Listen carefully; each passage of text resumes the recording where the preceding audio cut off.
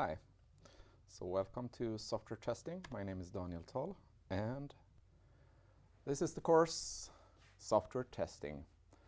We're going to start with a course introduction in which I present the course and the different things that are expected from you and things like how we are going to communicate and stuff like that. So let's do that. So I'm going to present myself. We're going to talk about the course content and things like that. So my name is Daniel Toll. I've been programming since I was like 9, 10, something like that. I think of myself as a passionate programmer. I love programming. It's always been a thing that I liked. And I think somewhere in when I started to program more professionally, I also fell in love with testing because I realized we as programmers needed feedback, and testing is really about feedback or learning more about the system that we implement. Before we continue, I just want to make sure that online students can hear me and see me. So if you can see me, I would like you to post in the thread which I announced today's course introduction that you can hear me and see me.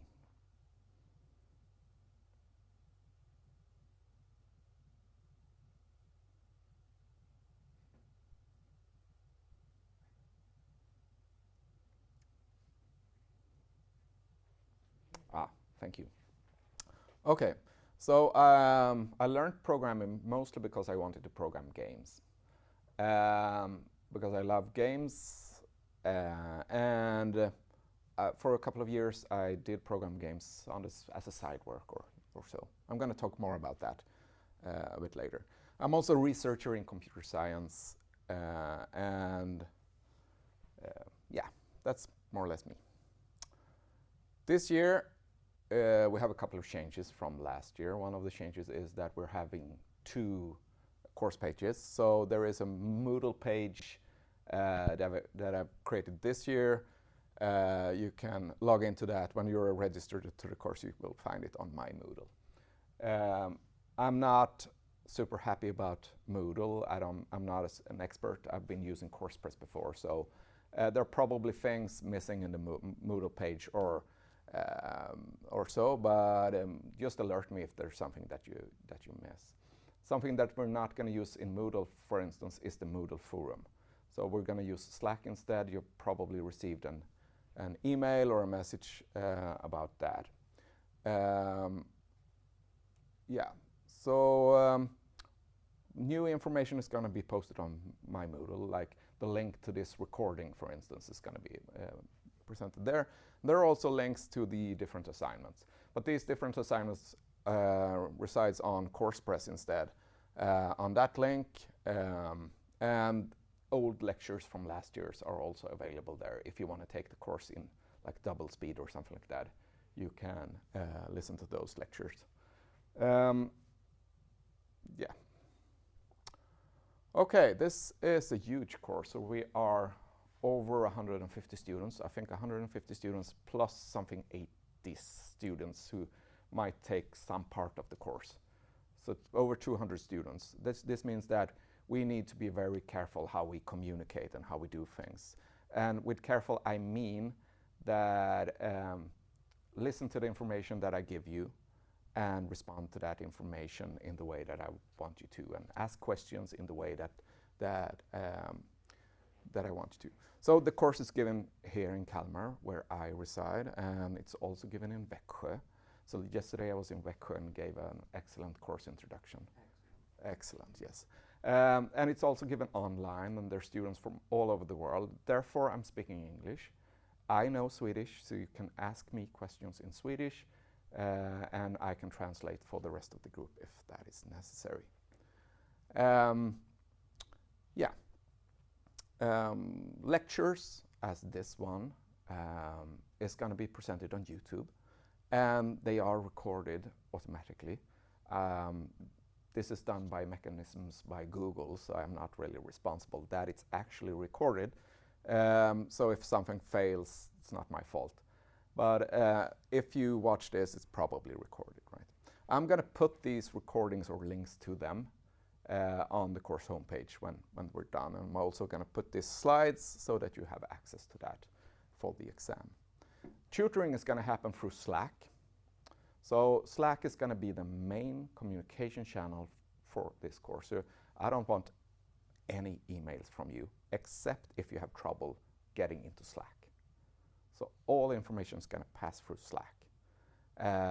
I'm going to post things on Slack, and the things that I post that are important, that I want everyone to read, I make them pinned items. And when you have read a pinned items, I want you to react on these pinned items. That means like them, dislike them, put a check mark, or show that you've done that. So I want 150 check marks, or 150 thumbs down if it was really bad, which I don't hope it isn't. So react on these. It's quite fine to show that you don't disagree with the content or please tell me also why, but if that is so. We're going to have examinations in this course. All examinations can be done online. And in the schedule, you can see these dates for the deadlines and examinations. So there is an examination somewhere before in December, which is for assignment 1, part 2, for instance, which is examined orally, so one-to-one with me or one of the teaching assistants. There are 3 teaching assistants in this course, which will help me to communicate with you and also check things that you've handed in.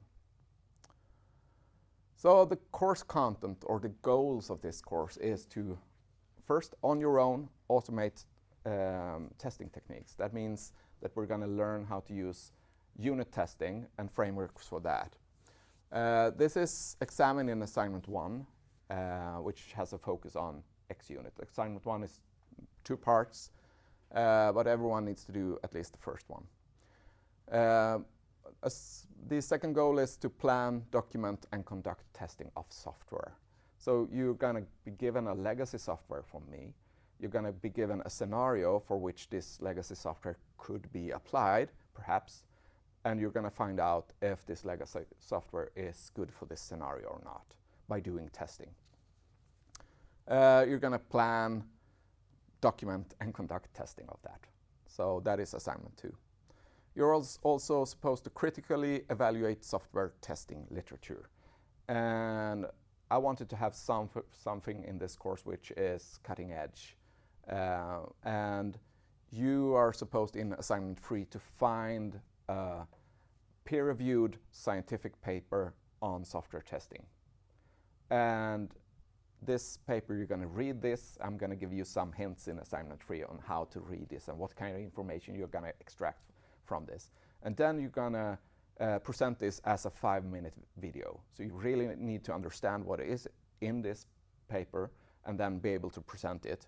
And then you're going to interact with other students who have also presented. So we're going to have a mechanism for that. So present in-depth testing research is also assignment 3, of course.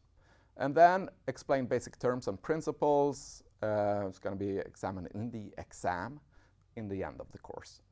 And explain the role of testing in software development also. I mean, it's part of assignment 1, assignment 2, but it's also part of the exam. So all goals should be covered somewhat. And the assignments then. I said that assignment 1, that focuses on unit testing. Sometimes I write X-unit. It means that any unit testing framework. But assignment 1 is in 2 parts. The first part is mandatory, so that means that everyone needs to do this to pass the course. It's an assignment where you're supposed to learn unit testing in a tool that I've written that is called CS Quiz. Some of you know this tool from a previous course, some of you don't. You need to write unit tests in PHP. Some of you have used PHP before, but I know that not everyone has. So there are a couple of these practice tasks that are designed to give you the basics of PHP, just enough that you can complete this assignment. And if you love PHP, then continue to use it. If you don't love it, you don't need to touch PHP again. But that is so self-sustained within CS Quiz, this tool. And CS Quiz is in the browser, so you don't need to install anything. You only need to have Chrome. Okay, so that was the mandatory part. And then we have the optional part, and this is part 2. So everyone who aims for higher grade in this course should dive into a unit testing framework and a mocking framework. But they can do that in any language. So you decide on a programming language and a framework that you're interested in. This means that you have a lot of responsibility of learning this on your own. But I mean, this is for higher grades, so I don't know every framework, I don't know every language. I know some languages, some better than others. So if you choose something really exotic, then you might not only need to present the things that I want to understand, or that I'm going to ask about testing in this language. You might also need to explain to me the syntax and stuff like that during the examination. So my suggestion to make it really simple would be to take a language that you already know, so you only need to learn testing. But I'm not going to stop you from choosing a language that you always wanted to learn, and learn this in this assignment. So part 2 is really to write testable code with unit tests in a specific manner, and that is test-driven development. And I'm not a super fan of test-driven development, but I think writing tests using this method, where you write the test first before you write any implementation, and do this small steps, is really, really, really good to learn how to write really, really good unit tests and how to write testable code. So therefore we use TDD here, and it's not optional. So you really need to present that you need to show that you use this TDD process. For more information about assignments, they are detailed description of those available on CoursePress. So read these as questions then. Second assignment was system testing. So you're going to be given a legacy source code. You're going to start up this code again, dust it off, and see if it works. This assignment is going to be peer-reviewed, so you're going to look at other students' documents, and you're going to think of, okay, what can I learn from this document? What have this other group done better than me? What could they improve? So that's going to be peer-reviewed. I know that some of you have used peer reviews in other courses. We have a special process for this in this course. So be sure to read the instructions very carefully so that you do a good job. And assignment 3, I've already said that more or less. And there is an exam in the end. It says books and lectures, but really I would say that it's mostly the lectures this year, because the book is out of print. The second edition of the book is also out of print. So therefore, we don't really have a course literature for this course, which is horrible, and I'm sorry for that. I tried to fix this last year, but I was stopped by the colleagues who think they know more.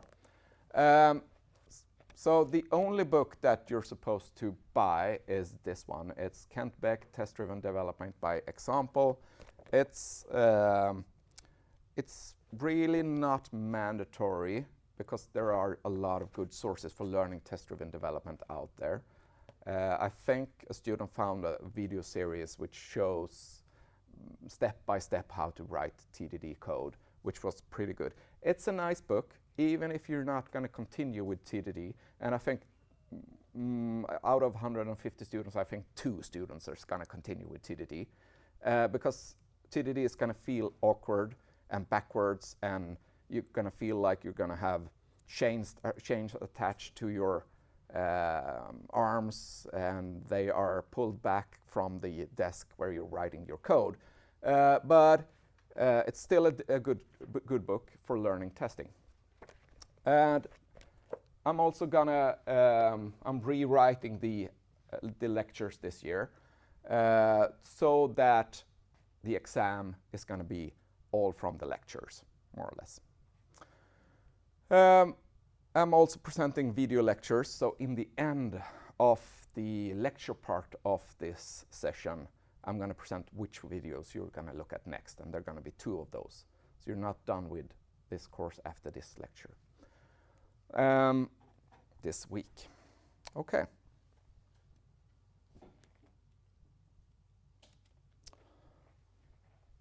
Questions? Any questions on the course content? Will the peer review process be through CoursePress? Okay, so I got a question that if the peer review process is going to be through CoursePress. Yeah. So there is a peer review system that some of you have used in a previous course. I'm not using it exactly as that course does. I'm using it a bit different because I've written it for this course. Yeah, you get the link through CoursePress. Yeah.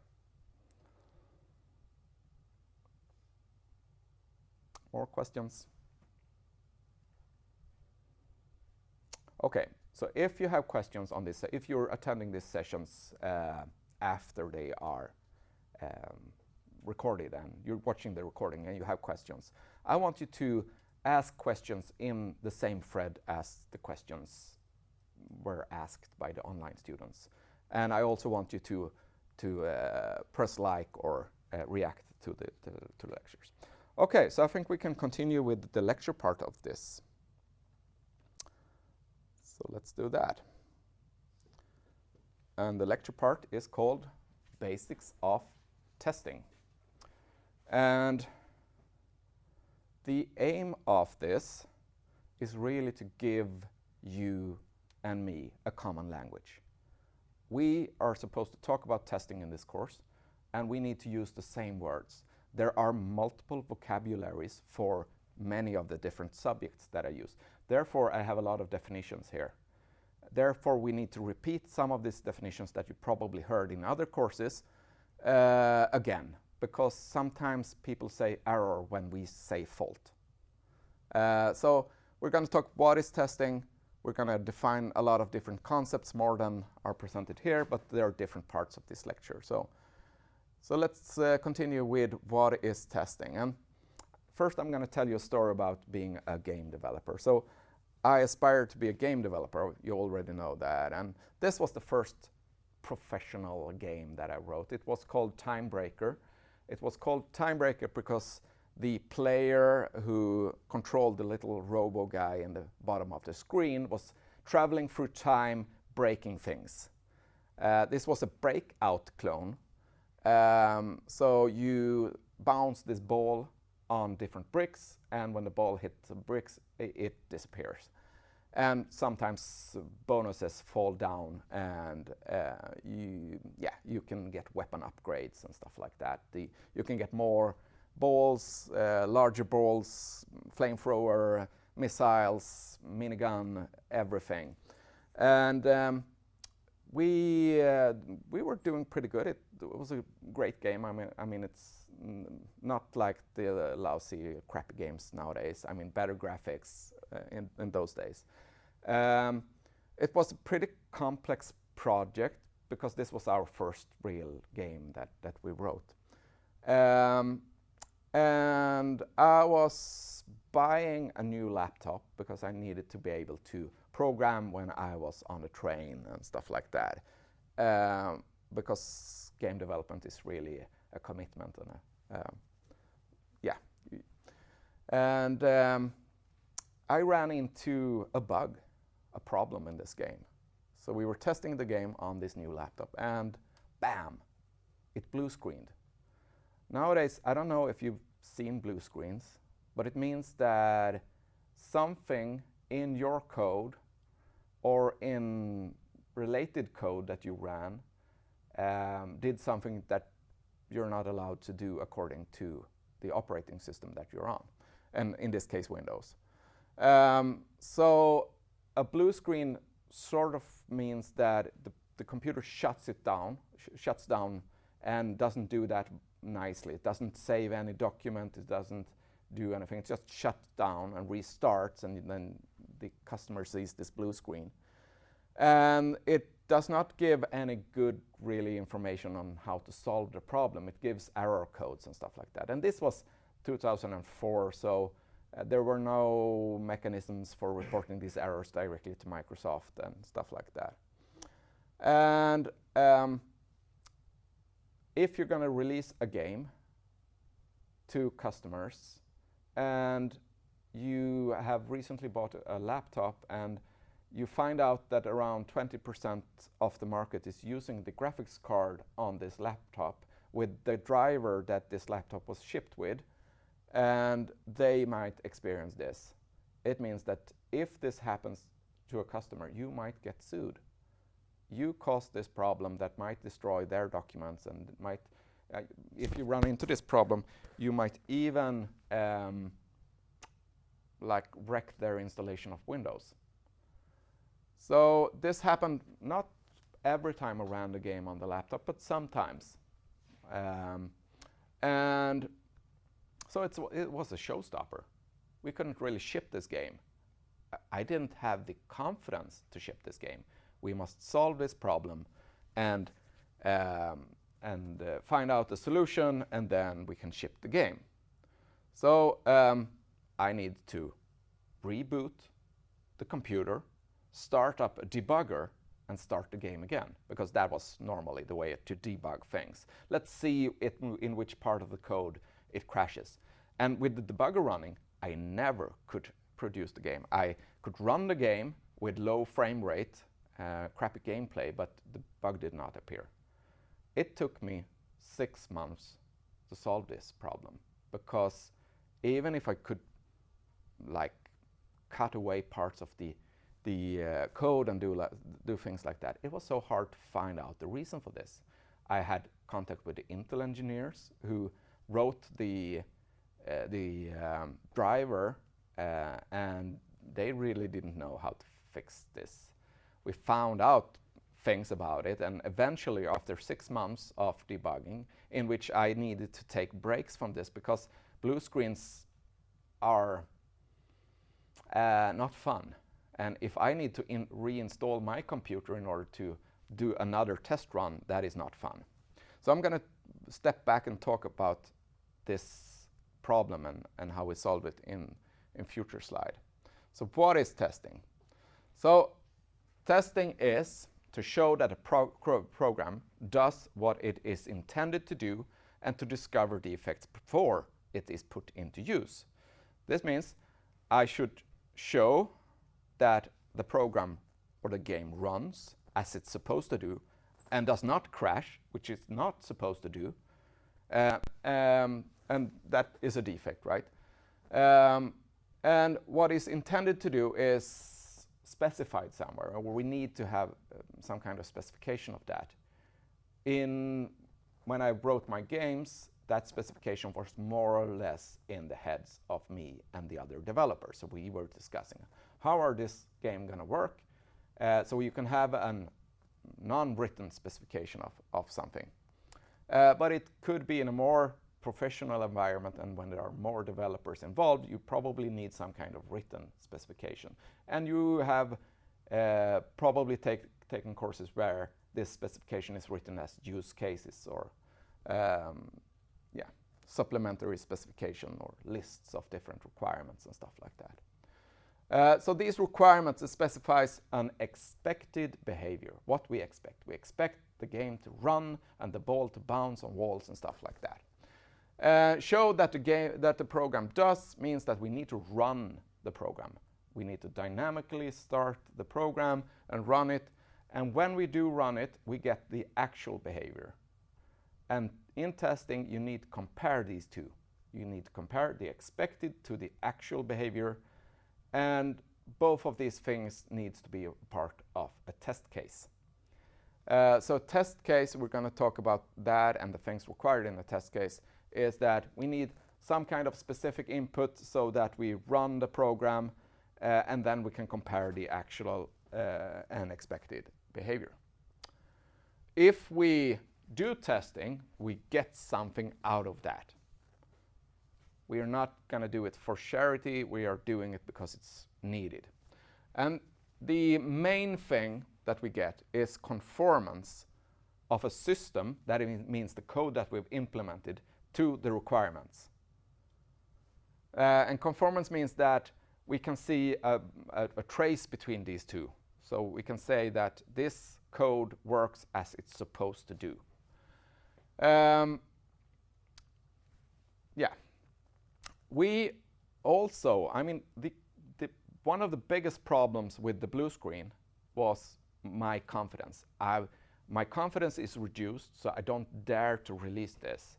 And if you've experienced bugs when perhaps doing online shopping, and in the middle of the shopping process, perhaps when you have taken out your credit card and entered the numbers from the credit card into the system, if it crashes at that point, your confidence in this web shop is going to be greatly reduced, right? Because you don't want to shop in a shop that is not really careful about your money. And this confidence is important both to the developers, because you don't want to be uncertain that the system that you are developing and responsible for is working or not. You don't want to be really confident that it works, right? It's important for the customers. In this case, I mean both the paying customers, who are ordering the system from you, and also the end users. So confidence is really important. And therefore, we want to uncover problems, defects, bugs in the implemented system and be able to remove those, and thus increasing the value of the system. But this is only one part of it. We also gain information about the system. So we suddenly understand more about the system. For instance, let's talk about games. Games are supposed to be fun. Fun is a weird requirement because it's very subjective. The first iteration of this game, we had a very spherical robot, so to speak. So normal breakout clones have a flat robot, and perhaps on the sides it has small angles. But we said, what if we have a ball, and you bounce this ball on another ball, and then you can control the angle, so the player get more control over this, and we call that game Spheroid. And we sent this to a publisher, and we got a reply from this Russian dude who was really awesome, and he said, this game is no fun. Which means that you need to test things in order to find out if they work. If they work and if they are fun, if they actually fulfill the business goals that we set to fulfill. We gain more understanding of the system also. Things like what has been implemented and not. So that was part of the assignment 2. For you. So you're going to be given a legacy system, and you don't know anything about probably the functionality of that system. Does it work? Are the requirements in the requirement specification, are they even implemented? Are all implemented or not? It also gives a deeper understanding of the system itself, the requirements behind it, and how they can fulfill the customer's needs. Because people think they have a need, and people think different things when they order a system, but it becomes a totally different thing when they have something in front of them and can test that. So we learn things. We learn if there are bugs, we learn if things are implemented, and we learn if things are really needed. So something that I want you to keep in mind during this entire course is that testing is not this boring conformance check only. You're supposed to be active and supposed to think as the customer does and be creative and do investigation. So I think of testing more like Sherlock Holmes. You have a magnifying glass and you're trying to find things and you're trying to learn things. And this can be really, really fun, even if some of the documents that you're supposed to write can be really, really boring, perhaps. Okay, so there are two different concepts that I want you to understand. And the first one is validation. And validation, the definition of that is, according to Böhm,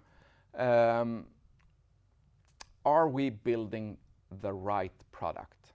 And this means that we need to demonstrate that the product meets the customer's expectation and the needs of the customers.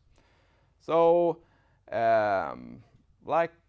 let's introduce a couple of tests to run the system and find out if it solves the needs and meets the expectations. I'm going to introduce verification also. So in the exam later on, I want you to think of validation as the higher level focus on needs and expectation. Does it really solve the problem?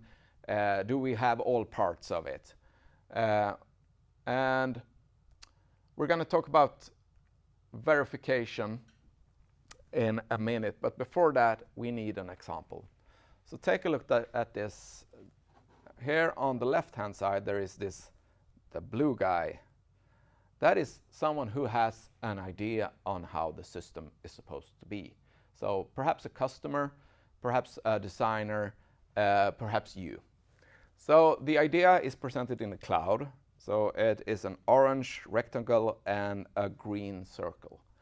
And from this idea, we communicate that as a specification.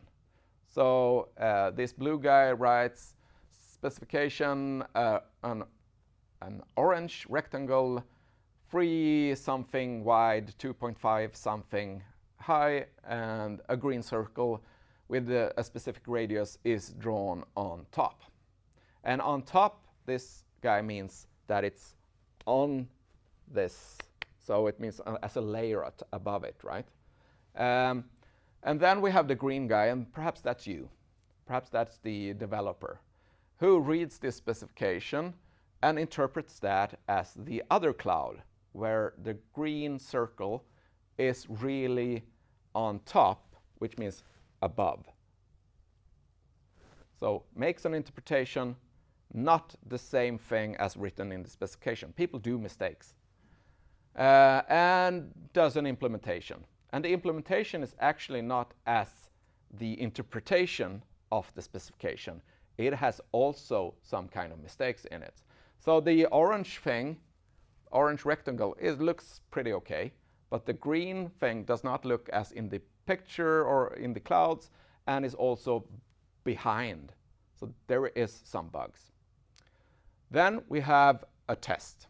And perhaps the blue guy, who's also written the requirements of the specification, is writing the test. That is one way of doing things. If you have a customer, sometimes they want to write acceptance tests that you're supposed to run on your system, or that they are supposed to run on the system, that will show if the thing that you give them is the system or not. So she writes expected rectangle has this color, because the color was really the important thing, the right color of orange. So 255.153,0. And then we compare these two, the expected rectangle and the actual rectangle. And in this case, they might come to the conclusion that the system is correctly implemented, because the rectangles look the same, and the test does not say anything about the circle, which was in error. They might also come to the conclusion that it's a failing test, So even if the dimensions are exactly the same, there might be the case that the developer who read orange did not take this exact version of orange. So if we compare these two with, like a computer is comparing these colors, it says that these colors are not the same, therefore the test fails. Okay, so what we did here was really verification. Are we building the product right? So validation, are we building the right product? And verification, are we building the product right? And this means that in order to do verification, we need a specification, and we do this conformance check. So we check if the software is conformant to the functional and non-functional requirements. And we try to find things that are not conformant. We call them faults. So by testing, we input something into the system. We run the system with some parameters, or the functions with some parameters, and we watch the actual behavior, and then we compare that with the expected behavior.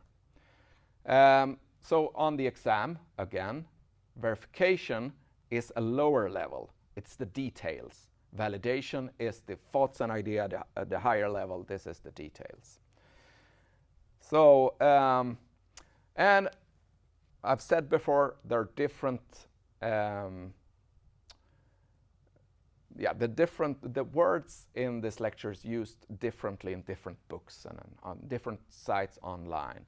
And it's very important that we get a common language. And for instance, there is a concept called program verification, which is not really the same as this. Program verification is a formal method to show by mathematics that a program works for any input, which is different from testing, which means that let's try some inputs and let's hope that we find the bugs. And when we've tried enough inputs, we have built enough confidence so that we think that there are no bugs, but really there are. So in the exam, in the end of the course, you might have read other sources. It's fine, it's completely fine. But if we mean different things with the words, then there is a problem, right? Because you're gonna write things that I don't understand, because I'm gonna use the interpretation model that I give you here, or the different words that I give you during these lectures. So please use the words from the lectures, then you're fine. If you use other definitions of the same words, then you need to motivate that during the exam. Okay, more things. So I said that you needed a specification, and that is the blue area here. And then we had an implementation, that is the yellow and green area. They overlap, so it becomes green. And the implementation might cover the entire specification, but it's very commonly that we have some goals are more important than others, some requirements should be implemented before others, so it's quite common to have things that we did not yet implement. We call those the omissions, or faults of omission. So you run a test on a part of the system that is not implemented yet, and of course the test fails. It should really fail if you have not implemented things, and that we call a fault of omission. If you have a part of the code that is in the specification and works as it should be, then we have the correct version of the code. And then we have something else, the faults. That is parts of the specification that is not correctly implemented. We call those faults. That is static flaws. I'm going to define it better in a minute. But we must also understand that there can be things in the implementation that are not in the specification. There can be Easter eggs. There can be things that we did for fun and add them to the code. I've seen a project where this program had a fantastic system where you could edit images together in a 3D environment. So you had a 3D environment and you could paint the walls, and people could do this together, and you could paint a wall in your like in Photoshop, in another program, and it shows up in this 3D world simultaneously, and other people can see this, and they can also edit. And he had this fantastic thing. But if you like clicked on this small dot in the corner of the application, suddenly Asteroids game appeared, and you can play Asteroids. So programmers get bored, they introduce stuff. But that is not only the thing. It could also be parts of things that programmers think is part of the specification, that they assume to be part of the specification. That, oh, of course we need this. Of course we need a database. Of course we need this other part. Of course we need the asteroids if you click the rectangle in the corner. Now, so people are introducing stuff. It could be other things that follow along because we're using a framework or whatever, and you get this additional functionality that you're not really supposed to use. And we call these surprises. They're not really problematic unless they cause bugs or introduce security errors and stuff like that. Therefore, you might think of these or create tests for these also so they don't do that. Okay, conclusion here is testing is to run the system. You need to start up the system in order to do testing to find faults. And a fault is found by comparing an expected behavior from the specification to an actual behavior. And we had two different concepts. Validation was more general, more higher concept, more goal-directed, and then we had verification, which was conformance checking, really. So next part, but I think we need a 5-minute leg stretcher. So get up, get some coffee, and get some air, and let's meet back in 5 minutes.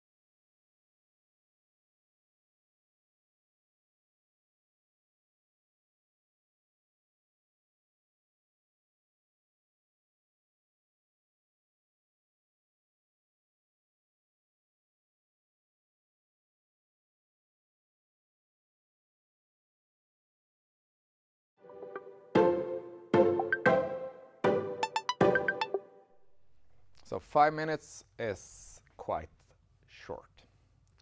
But we have a lot of different concepts to take into account today. So let's continue with these. And they are faults, errors, failure, infection, propagation, and testability. And there are more concepts. Let's start with a fault. And a fault is something that is wrong in a program. That means something is wrong. Usually something is wrong in the code of that program. We call it fault. Sometimes we call it a bug. Sometimes we call it a defect.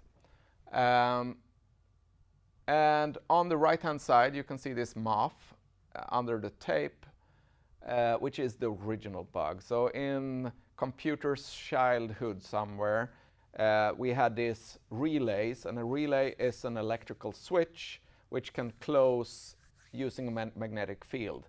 And if the switch is closed, then current can flow through it, and that means a 1.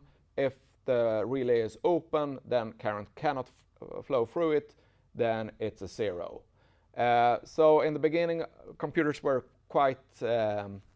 sounded quite a lot because there were all these relays that were switching all the time.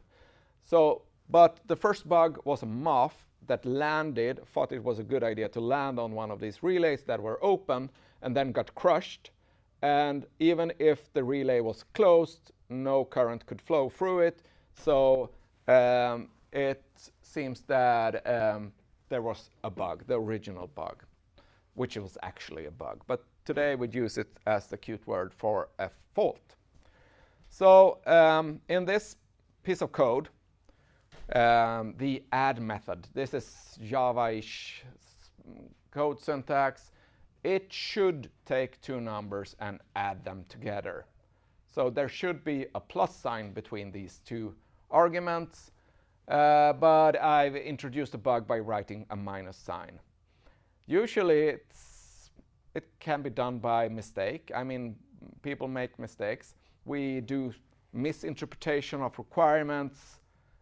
We slint on the keyboard. Perhaps this mistake is so stupid, it's just that I pressed the wrong button. I didn't really look at the code. I was so stressed and never read it again, and I introduced a bug.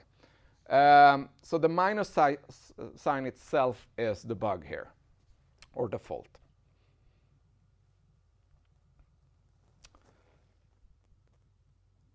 And, okay, so bugs wouldn't be a problem if we did not execute that code. So first we need to understand something that is called a program state. So program state is all the variables in the program and all the data associated to the program in databases or in files or whatever. All those together and the values that the variables have is the program state. So let's take the variable a. Let's give it a value 3 when we define that variable. After running that line, the program state is a equals 3. So somewhere in the memory we have a 3. If that would be a 4, then we would be in error state because, yeah. Okay, so let's define an error state. An error state is a bad, illegal program state where some variable or some place in the database or in some file there is something that should not be that value. And it is a result of a fault. So let's take a look at the code below, where we have sum is that we add 3 and 4, but since in add method we have this bug where a minus sign, then sum does not become 7 as we would expect, it becomes -1. So sum is in error state, it's infected by the bug in add. And it's important to realize that not every fault produces these error states. So if we send it a 3 and a 0 to the add method, and you take 3 minus 0, it becomes 3, but 3 plus 0 is also 3. So for some inputs, bugs or faults may not appear, or error state may not be the result of that, even if we run the instructions. So in order to find these, in order to produce error state, we need to have multiple test cases. We need to try different things.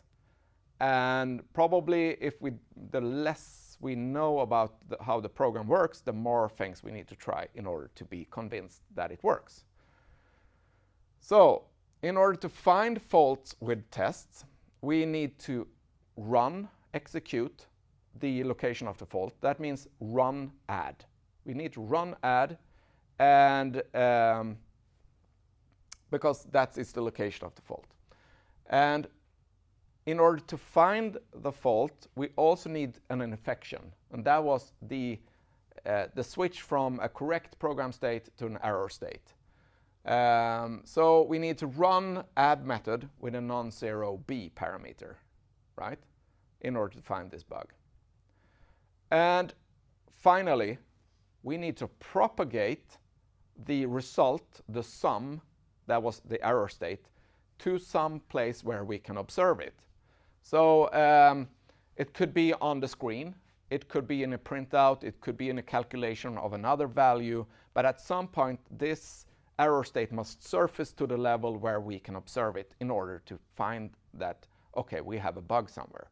So in my case, there's something that I wrote in the code, in my case with my game. Somewhere in the game, I did some things that were illegal. Those things produced an error state, and then the program ran for a while, and suddenly, boom, I did something that was not allowed, and suddenly I got the observable failure, and this is called a failure. It does not and is not normally such dramatic as a blue screen, but a failure could be a simple thing like a wrong number ends up in a database, and you look at that number and you realize that it's wrong.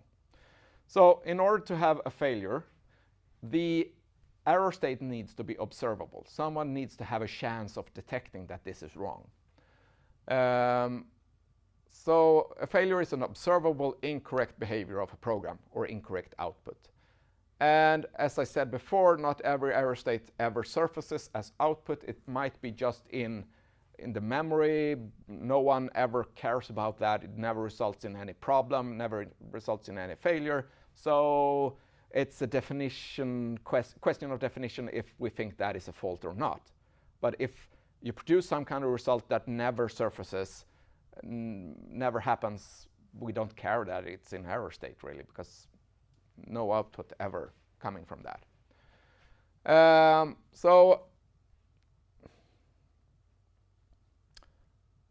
Okay, something that is also important. Not every failure is observed. Some are very hard to observe. Take a look at two orange rectangles. Are they the same? Do we have a failure? We have a failure if these two are not the same, right? But if they're very close, they might not be observed, the failure, even if we could. So we could step up onto the screen, take a picture of this, examine this picture in a Photoshop or something like that, examine the RGB values and see if they are really the same or not. I think, I don't remember because I produced these slides 2 years ago or something like that. I don't remember if I actually did produce an error state or not. So in testing, we want to observe failures. If we observe the failure, we understand there is a problem in the code. That is the starting point for fixing that problem. Okay. So I get a question. But conceptually, in the system in an error state, is the system in an error state even if the fault does not produce an abnormal value? So running the add with 3 and 0 produces the correct sum, but would be considered an error state due to the presence of the fault, or is the abnormal value required to define an error state? Okay, thanks for the question, and I would say that no. When you send it a 3 and a 0, you get the correct state. And it's quite common that we have programs, there are faults in almost every program, but they're still usable. There are many different inputs for which the program works. But for some inputs, we have faults. And some faults are never observed, even if they are failures. Like, we are not, if I buy things online, I almost never check that the sum of these items are exactly on the öre correct. If there is not an abnormal value. It's almost like these orange rectangles. If they're close enough, then they're close enough. Yeah. But the definition of error state is that we should not be in this state. The values in the variables are wrong. It's not that we have passed through a failure or a fault. Okay, so goals of a test case is to be able to run the part of the program that we would like to test, and that is called controllability. We need to reach the fault, that is run add, for instance, or and we need to produce an error state, and we also need to make that error state visible as a failure. And this making visible is called observability, the ability to see what an application is doing. So if you calculate the result of add and you put that somewhere hidden in a database somewhere, you don't have good observability, because in order to observe that value, you need to like, okay, let's create an SQL select sum from table whatnot. It's a lot of effort just to observe the things. If you have things appearing on the screen directly and saying that this left rectangle has this RGB value, the right rectangle has the other value, then we have higher observability, which means it's easier to test. So the combination of controllability and observability becomes the testability of the system. And in order to get these, we have another concept also that I would say is also part of the testability. And in order to test something, we need to understand it, so we must have specification and requirements available and understandable so that we can do this. Okay. More goals of test cases. You remember the little problem I had for 6 months with blue screens. My problem was not that I didn't know. One of my problems was that I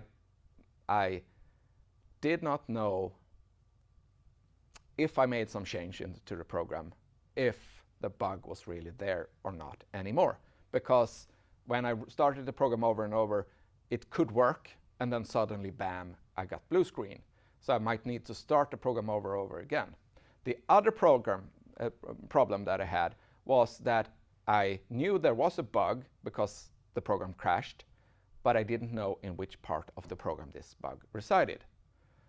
So, and that's a problem of accuracy. And accuracy means how well we can isolate the faulty code from correct code and find the location of the bug so that we can fix it. So if we run the entire program with add method in it somewhere, and we look at the output of the entire program, and that is part of, let's say, a calculation of planet movements or something like that. So we get the Earth's new position as output, and we see that Earth is spinning out of its trajectory around the sun, and that's not a good thing. So we understand there is a problem somewhere, but we don't know that the problem resides in the add method. Then we have low accuracy because we must check the entire calculation of Earth's trajectory. If we can run only add, and we input these values into add, so we know the 3 and the 2 or whatever we send into add, and we run only add and look at the output of add, and we see that that is wrong, then we have high accuracy because we know that in the add method there is a problem. So in order to be able to fix problem, this is very important. There is a second concept that is also important, but this might be more important for assignment 2 than the first assignment, and this is traceability. And traceability means that we need to know why are we doing this test? We need to know why are we even trying this, why are we spending time testing this thing? And traceability means that we need to connect each test case with some kind of requirement. And requirements change. Probably you've taken some course where you write these requirements. And when people learn more about the system, then perhaps they remove one requirement, they change one requirement, and then all the tests that we're doing for the requirement that was removed can also be scrapped, right? And if we change the requirement, we need to be able to change all the tests for that requirement also. So we need traceability, and that is the connection between test case and its requirement. So we're not only talking about unit tests in this lecture, even if I show code, we're also talking about generic tests, right? And then traceability becomes more important. Okay, so summary of that would be fault is a static bug in the code which can lead to an error state if it's executed. We call that reachability, which was important, that we can run the code. Some code is actually very hard to run. And we're probably going to talk about that during assignment 1, part 2. Okay, the fault infects the state into an error state. And for the error state to be detected, the error state must surface and as output somewhere and be observable as a failure. Finally, we as testers need to observe that and make a judgment that it's actually not what we expected. So if you take a look at the two orange rectangles here, we can come up with different conclusions here, depending who we are. I don't care about different colors of orange. They look the same to me, fine. And someone else says, oh, the other one is looking more orange than the first one. It's a failure. So we as testers must make a judgment, and we're going to talk more about that. Okay, so we already started on the concept of test case. Now we're going to talk much deeper into that. So let's take a look at the test case. This is the add method again. This time we have PHP syntax. It's almost the same. You can see that we have X and Y in this case instead of A and B. But we return and the same bug, it's a minus sign instead of a plus sign. Whatever. And then we have two different inputs, and I've written them as input Y, input X. And I give them 3 and 2, and I also have an expected value. You remember this from the previous part of the lecture. Then I run the add method with the input parameters, and I get an actual output. In order to observe the actual output, I do an if statement here. And I check if actual equals the expected value, and then I print it works. In this case, we're going to see nothing, because it does not work, because we have a bug. Right. So it might be a better idea to say that, okay, in the if statement we have an else part that says it does not work, or we change the equals to a not equals, and we echo it does not work. I mean, the if statement here is a part of the test case in order to observe it. Okay. So the different components we have seen here is that we had something to test, the add method. And I call that the system under test. And sometimes this is called different thing, like class under test, or component under test, or method under test, or whatever. In this course, we're going to name it system under test. I usually call it SUT when I write my code. And that usually means the class that an instance of the class that I'm currently testing. But it could be much larger than that. It could be in the entire system. It could be, if I'm testing Microsoft Word, it could be the Microsoft Word version that I'm currently testing. So system under test is the thing that we are testing, the executable, the class, the method, different scopes here. Different accuracy, different scopes. In my example, it's the add method itself. Then we need explicit input. That is how we handle the system under test before checking output. In the add case, we send it input X and input Y, And with explicit, I mean put values on these. It should be a 3 and a 2. It's not a 3 and a 0. It's 3 and a 2. So don't say in your test case, create any value, because then you will run into a problem of deterministic, non-deterministic tests. So it's really important that you actually put values into X and into Y, and that is your input. And together with the input, you have something else. You have the expected output. We already talked about that. And it's also explicit. So for given input, we have a separate output. And finally, we have the actual output, the behavior, what the system under text actually produced. So in the case of actual here, it would produce a 1, because the bug. 3 minus 2 is 1, so actual is not equal to expected value. And then we have the observed output behavior, how we saw the actual output, and we did not see it works. And that is the observed behavior of this test. Okay, all these components is necessary for tests in order to do this. Okay. The one that decides if a test is a failure or not is sort of the if statement down there, right?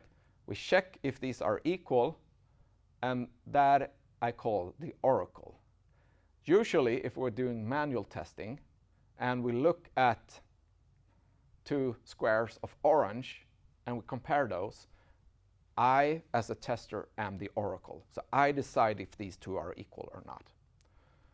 So the oracle makes the decision if the observed behavior matches the expected behavior, the if statement. In normal unit testing frameworks, these are called asserts. There might be more complex if statements. They might compare like the differences between 2 colors. They might be 2 floating point numbers, and they can vary a bit from each other. If we're talking planet positions and long simulations of that, you might want to like say that it's okay if the Earth is 100 kilometers to the left or to the right of the expected position, because it's precision. Humans are really good at understanding business requirements, at looking at differences that are really clear to us, like there is a huge sum or a small sum or something like that. We're not good at comparing things that are almost equal. Therefore, the orange example. So machines are really good at looking at things that are almost equal. If they're just, they're really good at looking at things that are different from each other, or the kind of rules that we put into those. So they can see the difference between the 2 orange. Yes? So with the case with the 2 orange squares, yeah. Is that down to then testers' discretion if they think it should be tested more exhaustively? Okay. So I'll get to the question if it's with the case of these orange squares, is it up?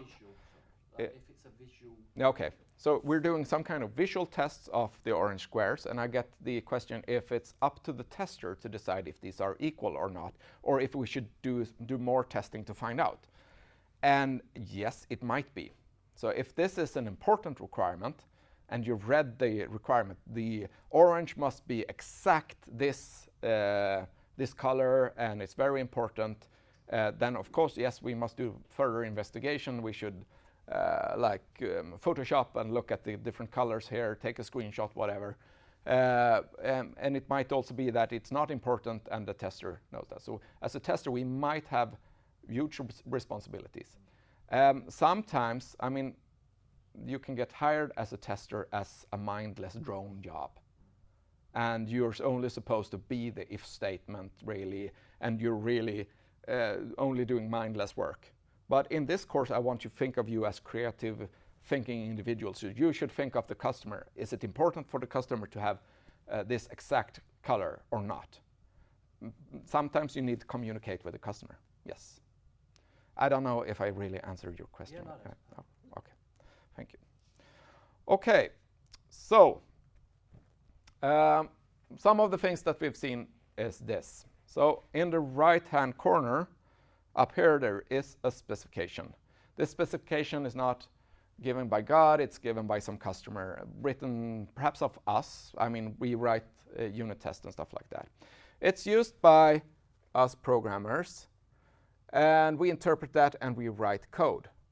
The code is part of a program, and sometimes we use other people's code. Like in my game, I used a graphics card driver in order to write things on the screen. And actually, the problem was not really in my code, it was in the driver that Intel engineers have written. But at some point, someone make a mistake, an error in thought or action, and that led to a piece of the driver which contained a fault, which in turn might result in a blue screen. But in the case of the minus sign, it might be me missing the plus sign button and pressing the minus button instead. And okay, so that is part of the program. And then we run the program and it produces actual output and behavior. Blue screen, no blue screen, some output of planets, whatnot. And that leads to an observed output or behavior. Does not always need to be observed. Sometimes we run code and no one looks at what happens. And let's take the other path. From the specification, they determine the expected output. The expected output in the game is that it should be fun and not blue screen. And in the ad, it's 5 and not 1 and stuff like that. And then someone needs to make a decision, are these the same? And that is the oracle. So they take a look at the 1 and the 5, and they compare these and say that this is a failure. Now this is the same. Okay, so we're going to take a look at the motivating example, but I think we need another 5-minute leg stretcher before that, because I'm talking a lot.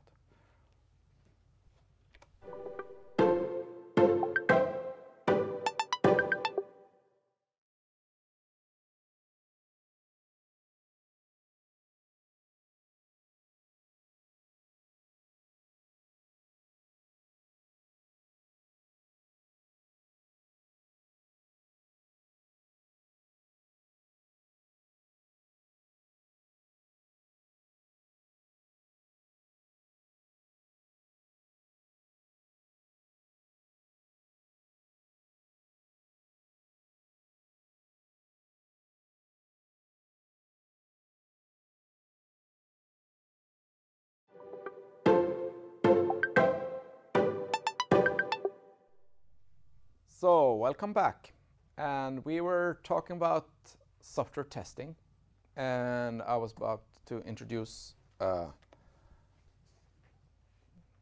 motivating example, more bugs. And in this case, it's a fault in my code that I produced. And this was part of an assignment, and I know there are some Swedish words on this slide, and you don't really need to know anything about Swedish in order to understand the problem. So the bug is visible in the red square. And I think some of the students, at least in the classroom here, recognizes the system. And I think I've intentionally left the bug in the system. And you might have encountered that before. But okay, so this is part of an assignment. And students are supposed to write code with a similar result as seen on screen. But in my example code for this, I introduced a bug. And that was because I did an error.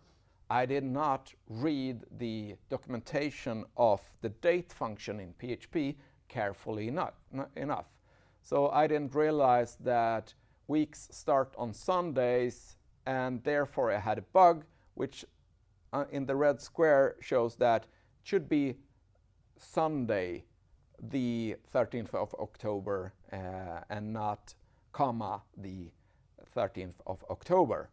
So the day of the week should be stated there, and it's not, and it's because of the error that I introduced into my code. I had a test case for this, and I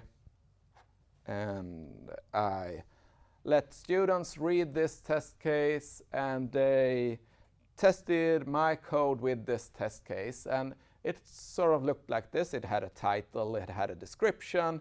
It's about testing seeing the date format, and the input of the test case is there. You should clear existing cookies in your browser. You should navigate the site, and you should see the text not logged in. You should see a form for logging in. You should see today's date and time shown in the correct format. And this, I guess, is a later version and more English version of this because it's in English, right? So students got this, and around 60% of the students said that given the output they saw, the test succeeded, and 40% said that the test failed, and one student found the bug, this bug. The other 30-something% of the students did things like, okay, because I had an image here, and in the image in the lower half of the test case, they, for instance, looked at the time here and saw that they got the current time, and the test case specified a time here 14:50, and the time was like 22:22. So that is not correct. So they might not overthink the testing process. They're just mindlessly checking conformance between the image and the system. And other things. I mean, this is, I learned, is a pretty ambiguous test case. We're testing too many things, and ambiguous test cases end up with flaky results. That means not everyone agrees that the test case succeeds, not everyone agrees that it fails. We have different test results depending on who is testing, partly because of the description of the test case, and partly because of other things, like time of day or day of week.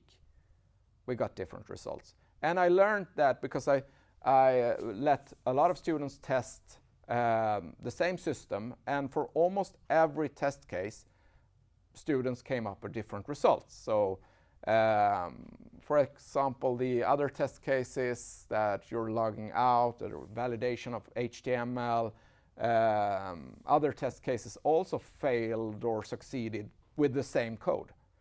So I learned a lot about flakiness. It could be things like the order in which the test cases are run with.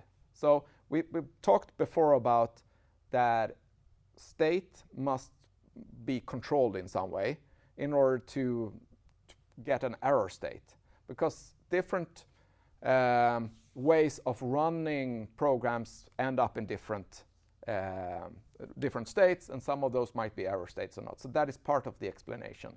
So in order to get non-flaky and deterministic tests, we need to be able to control things like time of day, timing, input, the environment we run in. And with the environment, I have another case. And I mean, the bug that I had in my system, which caused the blue screen, only happened on Intel graphics cards with this specific driver. If they updated their driver, they could run the program. It's quite important to understand that a failure is something that we want as testers. We want to observe failures. We want things to go bad during testing because we want to fix these problems. And it's also important that faults is not a bad programmer issue. All programmers introduce faults. Everyone makes mistakes. Even the most fantastic programmer makes mistakes. It's often a sign of miscommunication instead, or misunderstanding, or stuff like that. And testing is good because we fix those problems. Okay, so the things that I was talking here was problems of reproducibility. And I had that problem in my game also, because I could run the game on the Intel card with the bad driver and it could work. And I could play the game and have fun and stuff like that. But the fault was still there. If it happened every time I started the program, it would have been easier to find the problem, find the location in the, and that was sort of the things that I did. I tried to narrow down and make the error reproducible in order to finally find it. And this was the Sherlock Holmes work. I tried different drivers, found out it only happened with 14.10, or it happened more frequently. It only happened on that one. And then I shut different parts of the game off. I didn't run them, and I narrowed things down in order to be able to reproduce this. And we want our tests to run deterministically. We don't want tests to be flaky. We don't want them to switch between succeeding and failing, because someone is going to use the information from the test report that we provide when we run the test, and we create a test report out of that. Someone is going to use that either to make a decision, can we ship this game to customers or not, or can we show this to whatever, or are we going to add more tests or different decisions, or we're going to fix some problem. We're going to debug and remove stuff. So decisions going to be made from the decision. And if you say that there is a bug and you hand over the code or the test report to someone, and the programmer who receives that test report has written the code and can be a bit defensive about their code and can say that, okay, they run the code once and they say there isn't a bug because it didn't occur to them because the test is flaky. So perhaps they had other drivers, perhaps they had an NVIDIA card, perhaps they had another driver, whatever, that made the test not appear as false, failing. So in order to get reproducibility, we need to be able to control the program state and things that normally vary, such as time, timing, database, everything. So we need to be able to control the environment. And I know some of you did take the course 2DV610 last year and perhaps the year before. And some of the problems with testing is that to be able to control the program state. So perhaps you add things into the database and then you're in another program state than if you don't have things in the database. So you need to be able to understand what is in the database in order to write test cases to control the program state. If you have a time output, of course you need to be able to control that clock in order to run the test deterministic. If I could control the clock so that during tests it's always Monday, then we don't have a deterministic reproducible test that always says yes, it succeeds. If it always runs, if I can control it so it always shows Sunday, then it always fails. And that's a good thing because then we can fix things. Okay, so we had this control program state. Explicit input was also important. We don't vary the input. So the example here is that I think, Adam, am I allowed to use your test case from what we learned? And Adam created a system where we could apply for jobs or we could find job ads. And we, for a moment at least, we had a bug in this system which said that if you apply from a city like Göteborg with an Ö in it, I think it was like that, we didn't get any result. We got a failure, right? So we got a bad, but if I entered like a nice city name instead, like Kalmar, that does not have an Ö in it, then we succeeded. And this bug was, I mean, you easily found it, but if we only tried on Kalmar, we would say that it succeeded. If we only tried on Göteborg, we would see that it failed. But the problem was that the city name was not specified in the test, so to say. I don't know if you had a test for this. You had later? Yeah, he had later, because we discussed this. So in order to find this bug and know that it's removed, we need both test cases. But if we write a test case so that the tester decides the input, then the tester, because the tester is living in Göteborg and thinks that it's an awesome city. I think it's an awesome city. I have friends there. Writes in Göteborg and the test fails. And for another tester who lives in Kalmar, writes in Kalmar and the test succeeds. And then we have flaky tests. And we don't want that. So reproducibility is important for debugging and for reporting tests so that people can make judgments from them. Good. Any questions on this? So let's do some more definitions. So I said we need multiple inputs, multiple tests in order to detect problems and in order to detect if the system works. Like Kalmar and Göteborg. Two good test cases because one reveals the bug, one succeeds, right? So we can understand the problem. It was due to character encodings, right? Somewhere in the program we had something that was not handling correctly. And what we had there was that we had an input domain, which was all the different cities, perhaps in Kalmar, or all strings was part of the input domain. And the input domain is the set of all possible input to the program or the system under test that we're testing.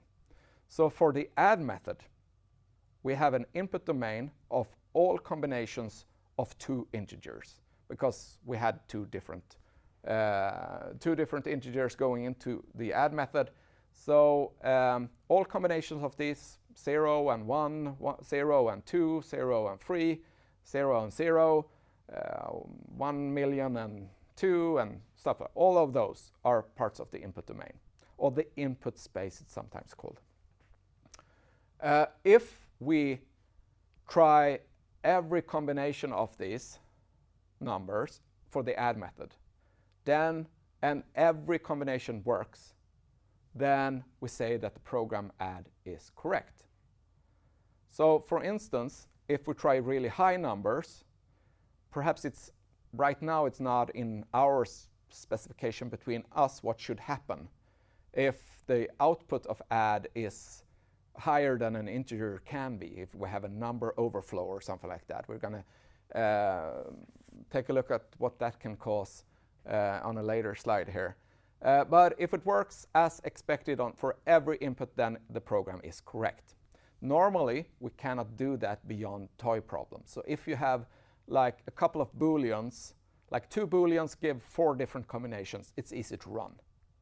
But if you have a string, like in Adam's solution, it becomes too large. We cannot try every string on this. If we reduce the string to 10 characters, perhaps, then we can run all different combinations of 10 characters and say that, okay, it works for all cities everywhere and all strings that are not cities also. Okay, so since we cannot run everything, we might want to have a definition on how good things are working. For how many inputs does the program work, and for how many inputs does it produce an error state? And that is the reliability.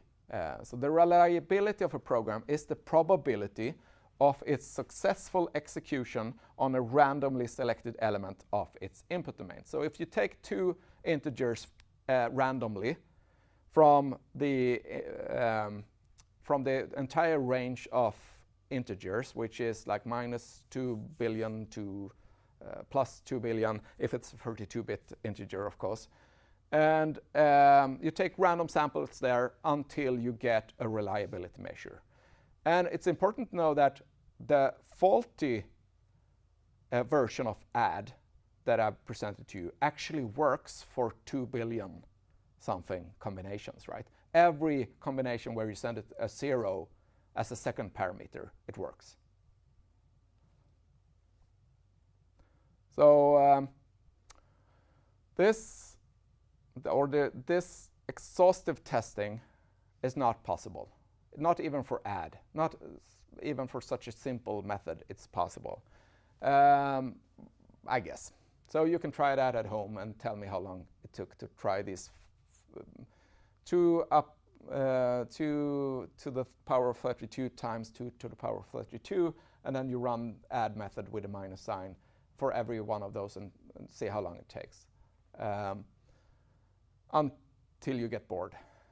Okay, so the test selection problem would be to reduce exhaustive testing to selecting the good tests, the tests that reveal the bugs. So we only need need one test case in order to reveal the bug in this one. It's always good to have 2 test cases, one where it works and one where it does not work, in order to be sure. But you only need to send it a non-negative B. No, non-zero B, I mean, in order to reveal the bug. So we don't need to do exhaustive testing most of the time. We only need to select tests a bit more carefully. So how many tests are we going to do? How thorough are we going to be? Let's start this video, jump ahead a little bit, and let's decide. So on the left-hand side of the screen, we have a game. On the right-hand side, we have a multi-million-dollar rocket. So the money at stake, or the number of lives at stake, is important for the test effort. So if people are going to die or money is going to go up in smoke, then perhaps we do a more thorough test effort. Perhaps we're even doing, oh, what is happening now? Perhaps we're even doing that program verification thing that I said was proving that the program works as correct.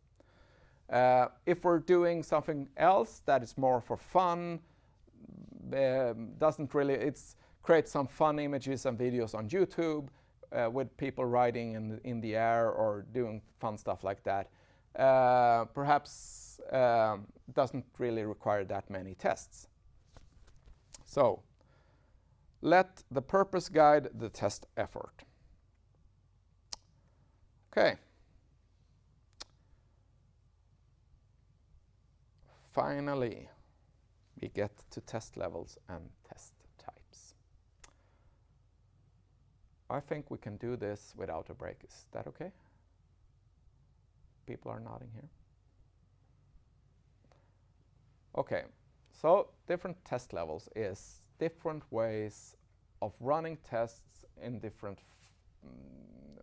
for different reasons, so to speak. So unit testing was really writing these explicit input, explicit output, expected output. We perhaps have if statements or asserts. We might run unit tests manually, but normally we write or automate those by writing code that is testing our code. So unit test is written when you're coding. And if you're doing combinations of larger parts of the system, like you have 2 classes and you've tested these 2 classes separately with unit tests, and then you want to test if they work together, like my game and the driver, 2 different units. The case was that the bug was in the driver, and if I tested my game without that driver, I wouldn't find a problem.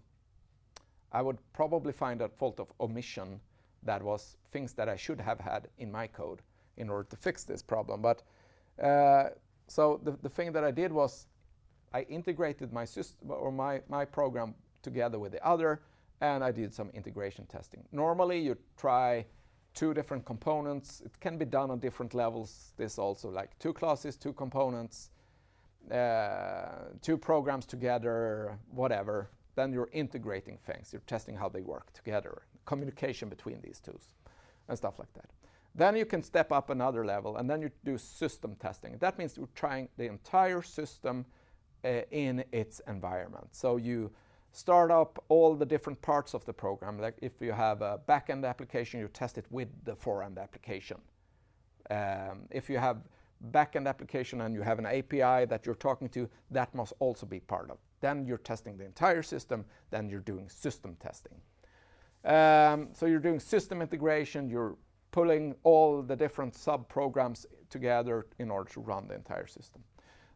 You're normally running the entire system during beta testing. And beta testing is when you do a pre-release, you try something on a select number of customers. So you want to find out, does this work with real people, with real scenarios? So you give the entire system to beta testers, and you say that, okay, it's not fully developed, so experience some bugs and report them to us, please. Sometimes beta testing is just a part of the marketing of a product. Like computer games nowadays, they are not really able to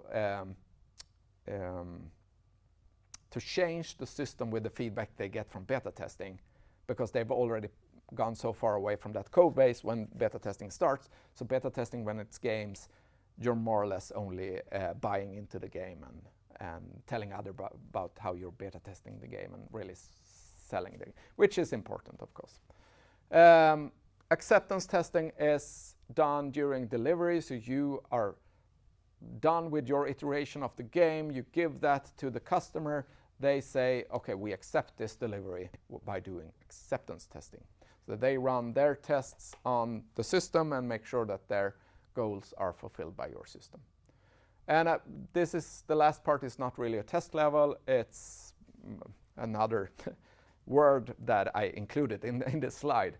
So all of these testing levels can be done over and over again. So if I have one version of my system, I find a bug, and I think I've fixed that bug, so I have a new version of the system, I need to rerun the different levels of test in order to know that I've actually removed that bug. And what I do then is that I regress. I run the same test again, I do regression testing. So it's, to be good at regression testing, it's quite good to automate tests, because tests can be boring. Running the same manual test cases over and over again, playing my game over and over again was boring and exhausting, especially when what I was looking for was the crash or the thing. So when I worked with my game, I regressed. I learned a lot about the different problems. I isolated it to a driver. I isolated it to the loading part of the game. So when I loaded textures into the game engine, that's the part that causes this bug. That's the part that causes the infection. So that part of the code must be part of the fault must be in that part of the code. So I can ignore the rest of the code.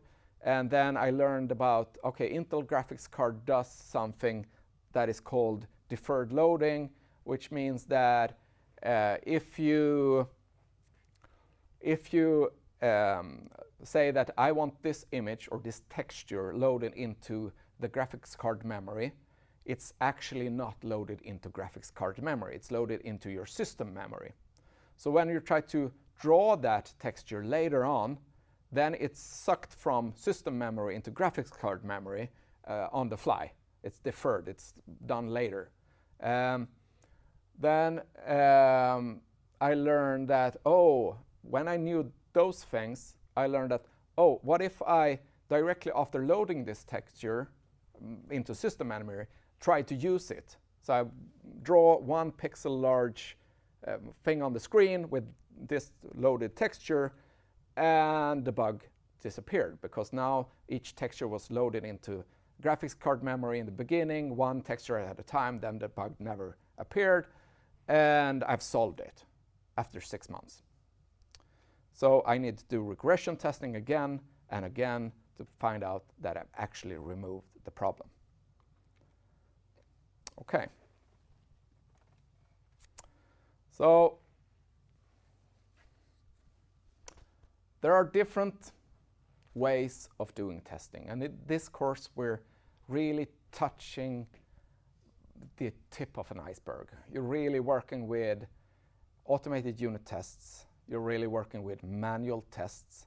You're doing some integration testing. You're going to do some system testing. You're going to do some regression testing. And of course, you're allowed in assignment 2 to be a bit creative. I like when students can do what they want also, and not only my stuff. So there are different testing types, and I think you've heard about black box testing and white box testing. You might have also heard about smoke testing and random testing. So black box testing is that a way of thinking of testing as the system that we're testing, a system under test, is a black box. We don't know what's in it. It's like ignoring the things that we know about the add method. We don't know what's in the add method, so let's come up with test cases that would find probable bugs with the add method. Okay, if the add method works, then it should add numbers. So let's send 2 numbers into the add method and make sure that it actually adds those 2 numbers. So let's send it 2 and a 3, and let's make sure that a 5 comes out.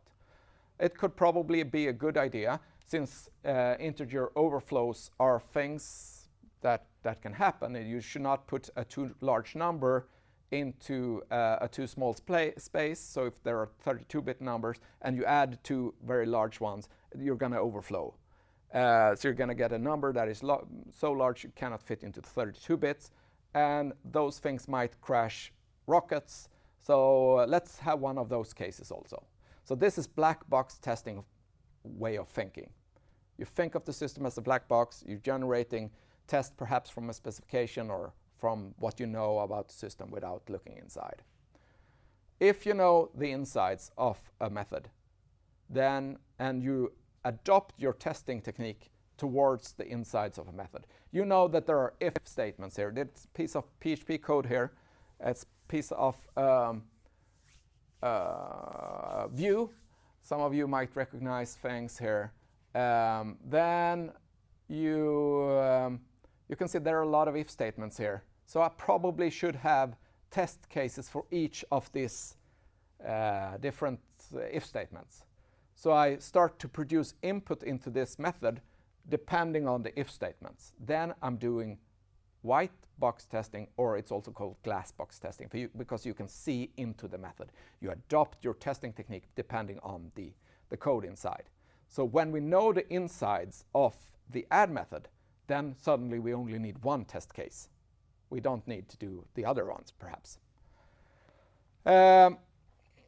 You can also do coverage measurements and stuff like that in order to guide your testing effort. We're going to talk more about that in other lectures. But white or glass box testing, you generate tests depending on the source code. Okay, the second 2 concepts are also related, just like white box and black box testing. So the second 2 concepts are smoke and random testing. Both of these testing techniques build on a fact that we want the system to crash, or to produce, to get into an error state which is easily detected. So if we say we put safeguards into our program that says that if we end up in an error state, we have safeguards, which could be if statements and exit calls, system.exit, or die in PHP, or things like that, or throw an exception if we're in and we put these safeguards in different places in our program, and then we start the program and see if that happens. So let's say that we use the add method to produce a value, and we send that value to some other method, and that method controls its input so that error states cannot enter. Like you can have a constructor that takes a couple of values. Let's say that it's a person, or let's say that it's person or customer. Let's call it a customer. This class represents customer. Each object is a customer, and into the constructor of this class, you send the customer's name. And we say that a name has rules. It must be longer than 1 character long. Let's say that, okay, that's the rule. So in the beginning of the constructor's code, we write if strlen, the length of the name, is shorter than 1 character, we create an exception, or we die, or we assert this, so that the program crashes for short strings. That way, we could run the system, and if this happens, it will crash. If you do that enough, then you can apply smoke and random testing. So smoke testing is that we run the system, as large part of it as possible, and we look for smoke. And smoke can be, for instance, that, oh, the system suddenly takes 100% CPU, perhaps we're stuck in some loop. It could be the system is not producing any output. It should produce an output now. It could be then assert that found something that was false, so one of these safeguards. It could be exceptions, it could be error messages, it could be log messages, it could be -1 in the output, it could be different things. So we start up the system, test it, and look for smoke. So I've seen automated smoke tests also, where you like create the entire system, you run it for a while, and look if it crashes. Random testing is sort of similar. Random testing is when you take a program that has some input, and you just randomize this input.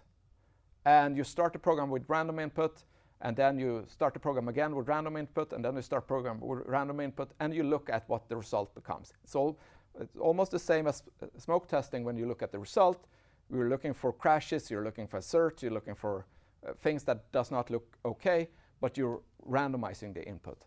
One example is if you run a compiler.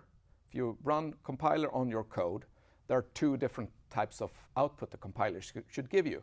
Either if your program is the correct syntax, it gives you an executable that you can run, or a class file in Java.